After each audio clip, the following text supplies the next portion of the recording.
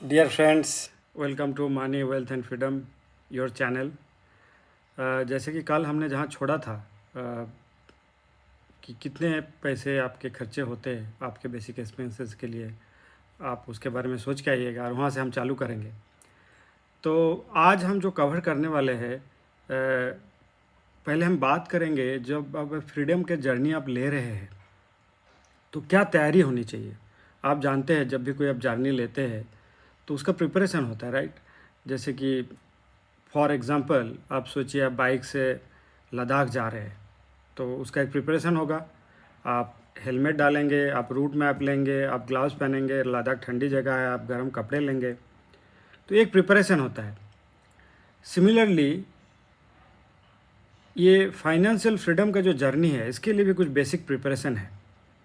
तो पहले हम उसको कवर करेंगे और फिर हम देखेंगे ये जो पूरा हम फाइनेंशियल फ्रीडम का एक कंसेप्ट के बारे में बात कर रहे हैं तो इसका क्या क्या आपका मेन कंपोनेंट है, क्या क्या एक 3-4 चीज़ है जिसके बारे में मुझे हमको आप सबको जानना ज़रूरी है और उसके ऊपर ही हम उसको आगे लेके जा सकते हैं।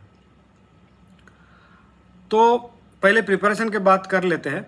प्रिपरेशन में आपको ये चाहिए कि आपका सेफ्टी गियर्स जो है वो होनी चाहिए, क्योंकि ये जर्नी तो एक है। तो पहला सेफ्टी गियर जो हम जिसको बोलते हैं, आपको पता है, इमरजेंसी फ़ंड।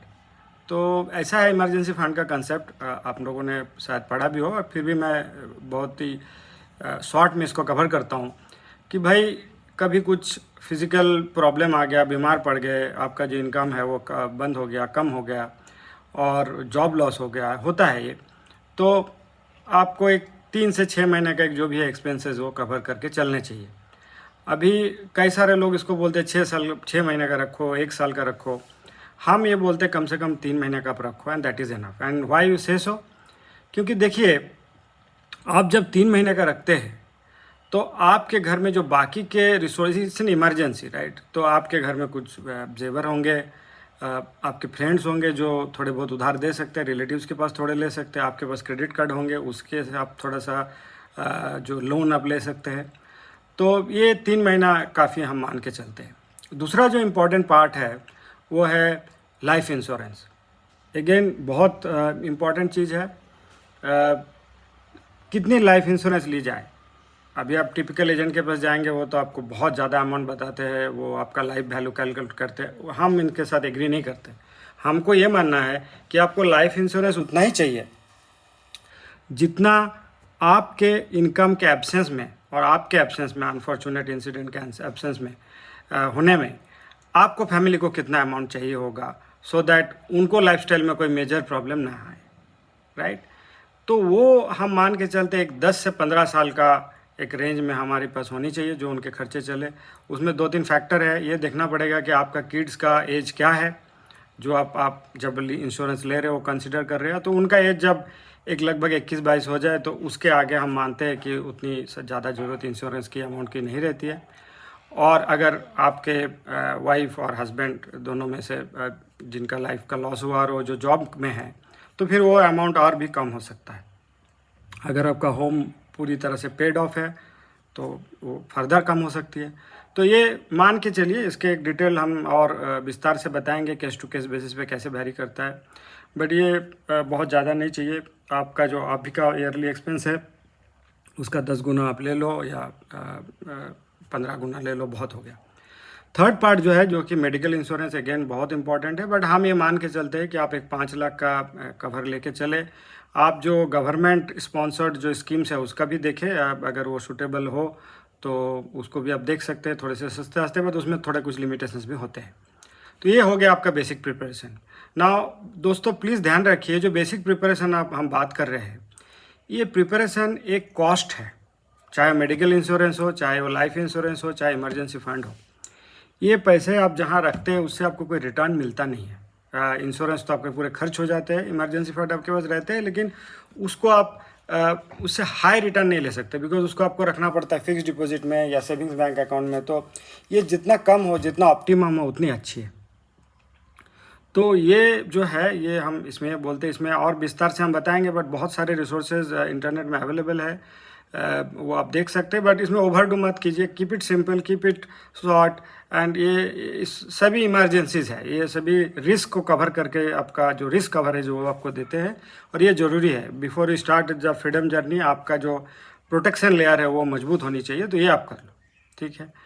अब हम आते हैं जो हमारी फाइनेंशियल जर्नी है उस पर हम बात करेंगे, और उसका एक 4 बहुत ही मजबूत पिलर और कंपोनेंट है, जिसको हम अच्छी तरह से हमको समझना है।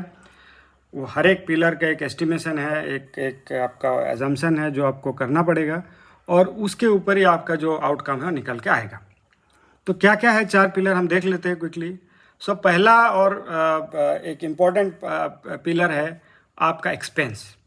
आपका आज के दिन में ईयरली एक्सपेंस क्या है, और आने वाले सालों में वो कैसे कैसे चेंज हो सकते हैं, क्या हो सकता है, ये एक एक्सपेंस का एक होना चाहिए। इसका काफ़ी सारे हिस्से जो हम अभी थोड़ी देर में कवर करेंगे, बट एक्सपेंस जो आपके है सर्वाइवल के लिए जो एक्सपेंस आपको ज़रूरी है, वो एक स्ट्रॉन्ग और इम्पॉर्टेंट कंपोनेंट है पूरा फाइनेंशियल फ्रीडम जर्नी का।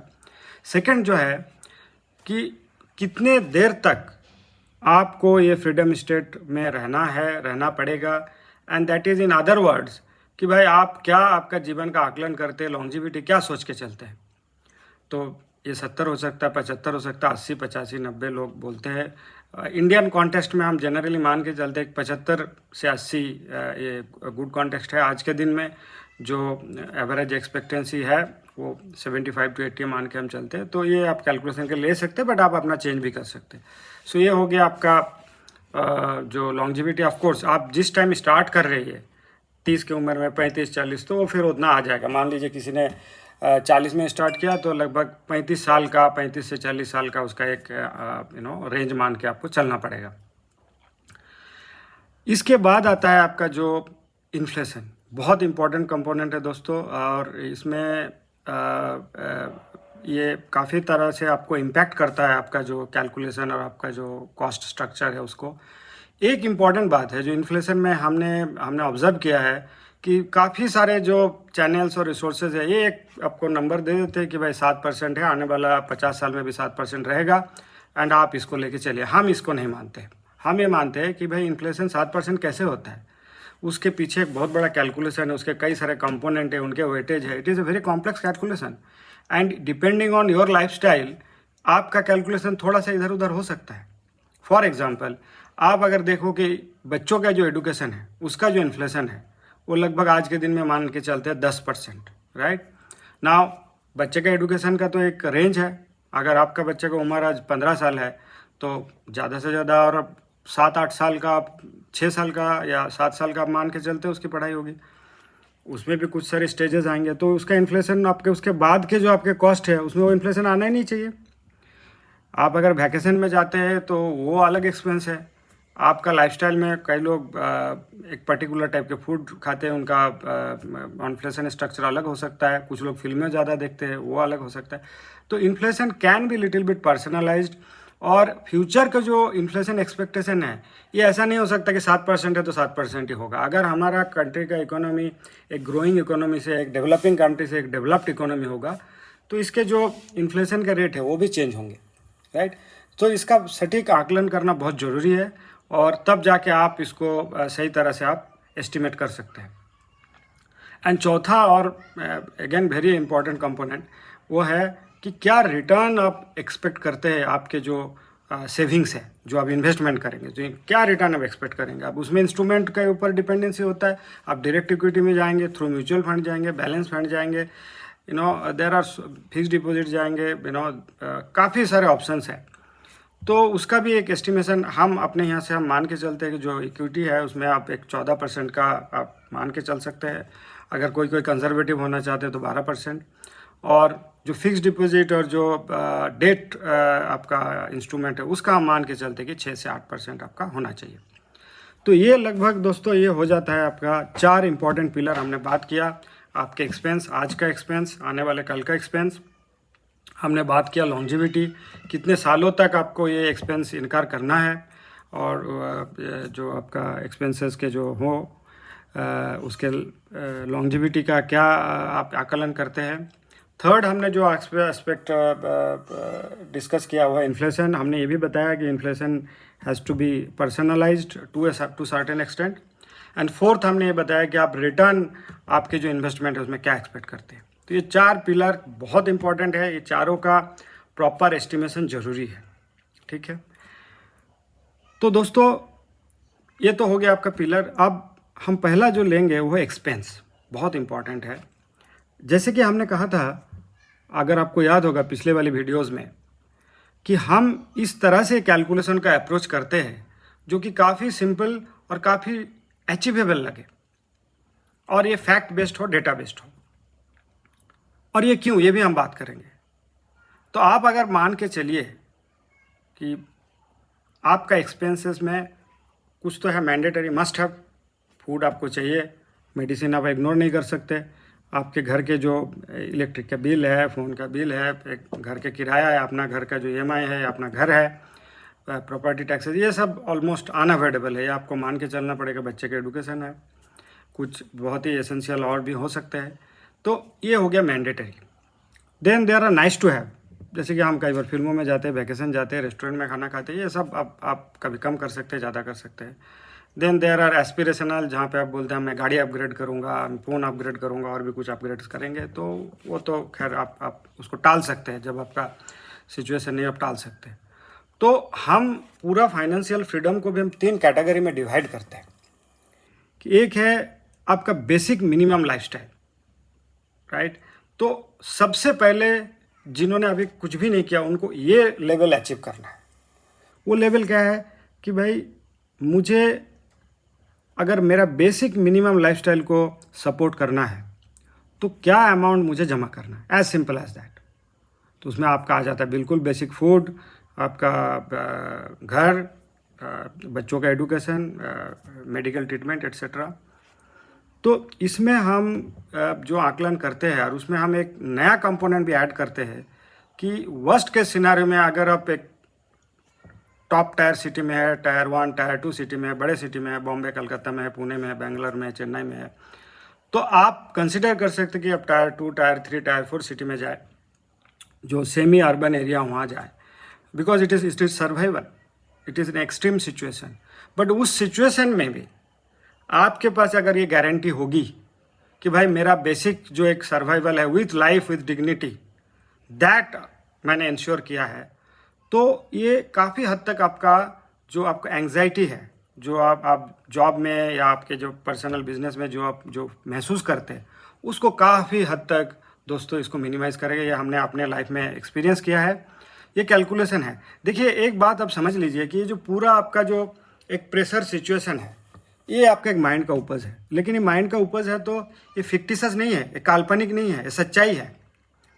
अब ये सच्चाई को काटने के लिए आपको एक और सच्चाई, अल्टरनेट सच्चाई खड़ा करना पड़ेगा ना। आपका जॉब भी कल नहीं जा रहा है, आप कल रिटायर भी नहीं हो रहे हो, लेकिन ये भी एक रियलिटी है, पॉसिबिलिटी है, तो एक दूसरा रियलिटी पॉसिबिलिटी आपको खड़ा करना पड़ेगा। और जब आपका माइंड में ये चीज़ पूरी तरह से बैठ जाएगी, पूरी तरह से आप विश्वास करने लगेंगे, तो दोस्तों आप देखना ऑटोमेटिकली आपका जो एंग्जाइटी लेवल है, जो लेवल ऑफ आपका जो वरी है और जो टेंशन स्ट्रेस का जो चीज़ है, वो काफ़ी हद तक कम हो जाएगा। तो हमने कैलकुलेशन किया, जो कि हम कैलकुलेटर में आपको प्रोवाइड भी करेंगे, कि भाई एक हमारा इंडियन कॉन्टेक्स्ट में एक कपल है, हस्बैंड वाइफ है, एक बच्चा है, चाहे उसका 7 8 5 10 साल जो भी एज है, तो क्या हम मान के चले कि कितना अमाउंट लग जाएगा, तो हमारा ये मानना है कि 75 लाख से 1 करोड़ का अमाउंट अगर हमने जमा कर लिया है, तो हम एक बेसिक डिग्निफाइड प्रॉपर लाइफस्टाइल हम अचीव कर सकते हैं। तो ये काफ़ी अच्छा लाइफस्टाइल है। इनफैक्ट ये इससे भी कम कर सकते हैं, बट मैं एक रेंज बता रहा हूँ कि भाई ये 75 लाख से 1 करोड़ आप दे दो, and that covers your entire life. हम ये नहीं बोल रहे कि आपका 10 साल का है, मैं ये बोल रहा हूँ और दावे के साथ बोल रहा हूँ, हम डेटा से ये दिखाएंगे कि कैसे ये आपका अगर आप 35 का है तो नेक्स्ट 40-45 ईयर्स का जो है ये आपका कवर कर लेगी। ऑफ कोर्स उसमें जो इन्वेस्टमेंट का जो तरीका हम बताएंगे, जो कि बहुत ही रियलिस्टिक है, अचीवेबल है, ओवरऑल सेफ है, वो हम कर सकते हैं। तो ये एक जो अब आप में से कई लोग हैं जो maybe they are very close to it, already achieve कर चुके होंगे, बट उनको पता नहीं है, दे डोंट नो कि ये अमाउंट सफिशियंट है। एंड अगर आपके पास ये अमाउंट है, आप अपने आप को बोल सकते कि मैं फाइनेंशियली फ्रीडम मेरा है, I am financially free. And how that helps, आप जॉब में जाते हैं, इनफैक्ट पहला बात तो मैं ये बोलूँगा कि आप इसको एक इवेंट बनाइए, उसको सेलिब्रेट कीजिए एंड उसको महसूस कीजिए वो फ्रीडम को कि भाई आप हूँ।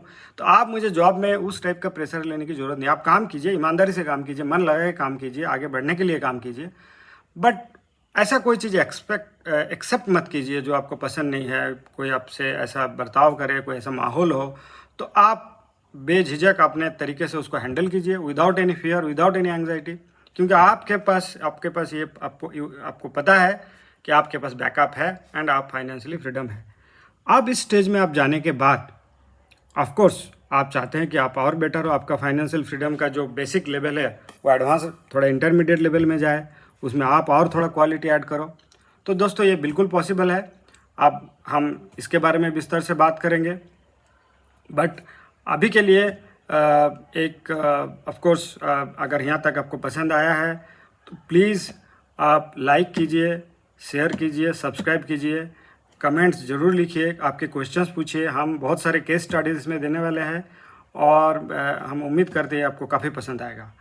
तो आगे के वीडियो के लिए वेट कीजिए, जहाँ पे हम advance level of expenses, inflation और एक जो टोटल आपका जो एक रोड मैप है, ये जो फ्रीडम का जर्नी का, वो बताने वाले। बहुत इंटरेस्टिंग होने वाला है ये, और इसमें आपको ये समझ में आएगा कि कितना कम समय में आप अचीव करेंगे और आप उसको आज के दिन में, अभी के लाइफ में आप उसको एंजॉय करेंगे। तो जो आपको फ्यूचर में होगा उसका रिजल्ट आपको आज मिलेगा, क्योंकि आप वो उसमें काम कर रहे हैं और वो काफ़ी हद तक आप प्रोग्रेस कर जाएंगे। तो तब तक के लिए जय हिंद, have a good time, bye.